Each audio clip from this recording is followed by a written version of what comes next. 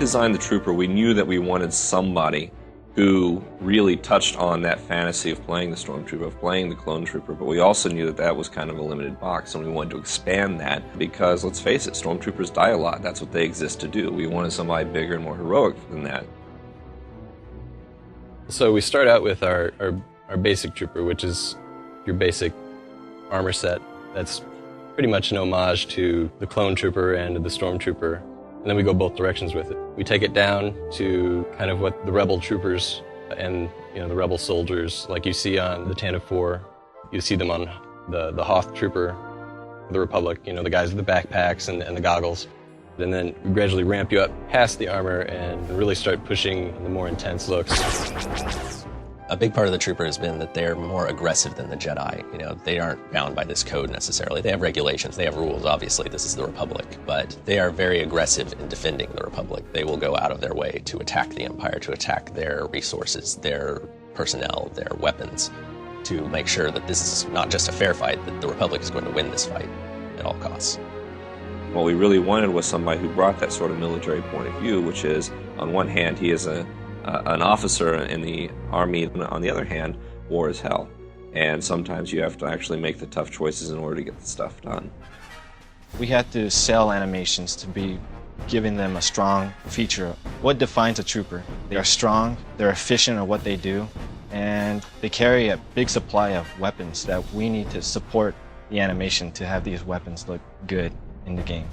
This animation sells on how strong a trooper is in close battle. If the gun can't knock the enemy down, the trooper will physically knock them down. The Trooper is largely, first and foremost, inspired by the gun and inspired by using a gun to solve problems. And so what we looked for is movie clips and other games and how they actually handle largely automatic fire, actually getting in there and just mowing down fields of people with lots of weapons. He believes in just going in and kicking butt and taking names. Well, you have your standard, long Stormtrooper style weapon that, usually based off of a World War II weapon. It's been modified a little bit to look sci-fi. So you'll take an old German rifle, put 3 or 4 scopes on it, and there you have your Stormtrooper rifle. But really, we've gone a lot further than that and given our Trooper some really awesome weapons.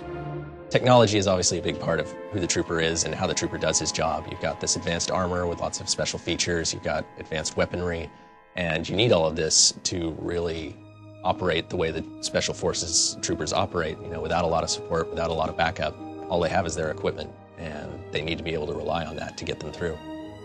Designers spend a amount of time doing research on finding out what combat style is best fit for a particular class. They take those ideas and deliver it to animations for us to give it life.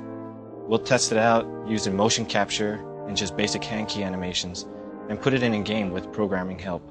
When we go in to get our motion capture, we have a good idea of how it's all going to play out, what we need, what kind of data we need to get. So we tell them to hold the weapon and interrogate someone. So I'll be the guy that they're interrogating. He'll tell me, hey, where are the droids at? Where are the droids? Well, I don't know. Show me where the droids are at. One of the funnest things that we did during a motion capture was get a prop gun. And you can see that he's struggling, this is heavy. But that was perfect because it shows how heavy something can be. And we take that data and deliver it in our game, just polish it up and make it look good for our characters. I think one of the biggest challenges that the players are going to face when they're playing as a trooper is choosing how they're going to fight this war. We're faced by an enemy that we know will do anything to win. They'll kill civilians, they'll poison the water, they'll salt the fields, all of that. There's nothing they'll hesitate to do. And when you as a player are faced with this enemy, you have to choose, are you going to fight fire with fire? Are you going to use their tactics against them to win this war? Or are you going to try to take the high road and risk losing everything?